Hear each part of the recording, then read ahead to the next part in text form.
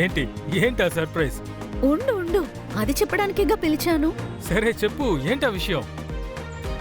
అది ఈ రోజు చెప్పేస్తావా లేదా? నీకొక హ్యాపీ న్యూస్. చెప్పు.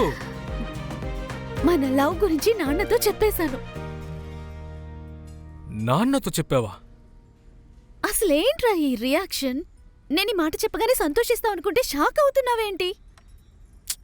కాదు, మన చదువు కూడా ఇంకా అవ్వలేదు, ఈలోపే ఇంట్లో ఎందుకని? అందువల్ల ఎలాంటి ప్రాబ్లం లేదు, మా నాన్నగారికి అంతా చెప్పేశాను.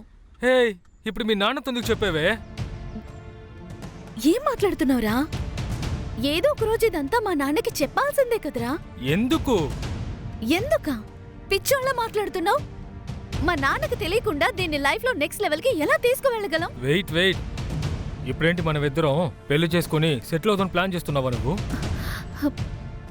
ఇప్పుడు నీ ఐడియా ఏంటి? నేను డైరెక్ట్గా పాయింట్కి వద్దాం అనుకుంటున్నాను శ్వేత. నువ్విక్కడ ఎంతో మందితో తిరిగి ఉంటావు, వాడు వీడు ఫ్రెండ్ అని. అందులో నేను ఒకనేగా, అంతే. ఏమంటున్నావు కార్తిక్?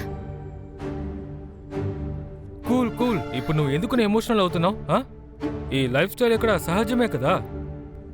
నువ్వే ఆలోచించు, మనం కలిసి తిరిగిన ప్రతి నిమిషం మొత్తం అని నువ్వే ఇనిషియేట్ చేశావు. ఇప్పుడు నన్ను మాత్రం బ్లేమ్ చేస్తే ఎలా?